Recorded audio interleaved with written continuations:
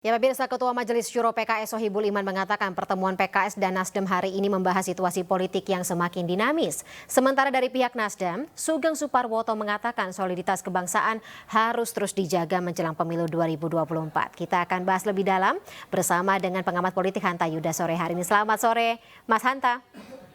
Selamat sore, Fani. Baik, Mas Hanta, percaya nggak sih kalau pertemuan dari PKS dan juga Nasdem hari ini benar tidak membahas apapun terkait dengan Pilpres, terutama terkait bacawa pres yang dipasangkan atau akan dipasangkan dengan Anies Baswedan?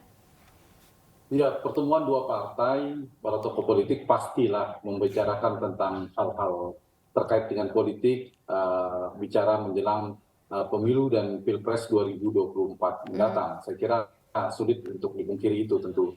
Nah, kita tahu memang belakangan pergerakan dinamika politik atau pergerakan politik yang dilakukan oleh tiga partai yang tergabung dalam potensi koalisi perubahan. Tiga partai ini saya kira semakin menguat ya, semakin mengerucut meskipun sampai dengan September Oktober politik Indonesia menurut saya masih sangat dinamis karena pendaftaran capres cawapres baru dilakukan di bulan September Oktober. Nah, dari dinamika partai ini kita lihat memang ini seperti Demokrat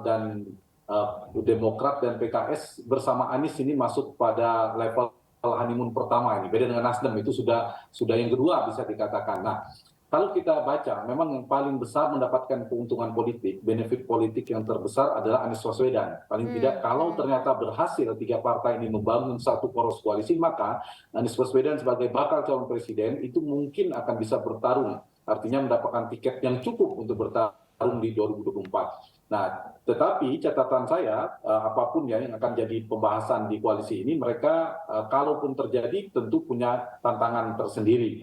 Paling tidak ada tiga, Fani. Satu, tiga partai ini baik Nasdem, PKS maupun Demokrat pasti sedang memikirkan juga potensi partainya untuk juga bertarung di pileg. Pemilu legislatif. Mereka berkoalisi di Pilpres, tetapi di saat yang sama mereka juga semua partai juga berkompetisi di pemilu legislatif. Mas Hanta, tapi pertanyaan terbesarnya adalah apakah ketiga partai ini akan tetap solid, apalagi mengingat Nasdem kan ada kepentingan dalam kabinet seperti itu yang katanya tadi beberapa manuver yang dilakukan beberapa waktu terakhir ini adalah untuk mengamankan posisinya dalam kabinet pemerintahan Pak Jokowi. Tidak ada jaminan.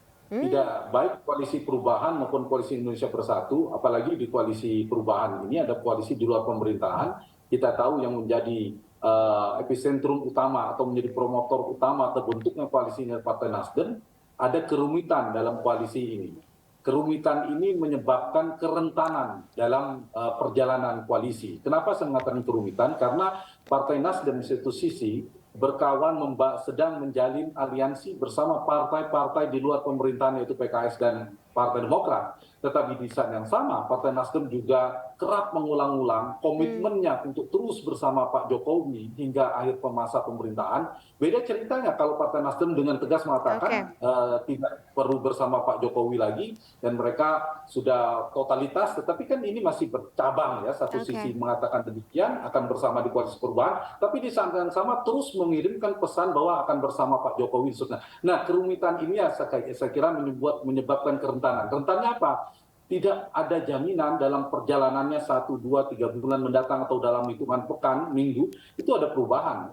Apakah misalnya Partai Nasdem misalnya, tidak hanya Partai Nasdem, bisa dua partai lainnya misalnya mendapatkan magnet politik baru, tawaran baru yang lebih menarik, peluang menang, karena semua partai pasti melakukan kalkulasi politik, mereka mencari peluang menang. Apa yang mereka dapatkan lebih besar di mana dan seterusnya. Baik, Mas Hanta, sayang sekali karena durasinya sangat sepi, kita terpaksa sudahi dulu dialog kita sore hari ini. Tapi terima kasih atas waktunya bersama kami dalam iNewsroom. Sehat selalu Pak Hanta. Selamat sore, sampai jumpa.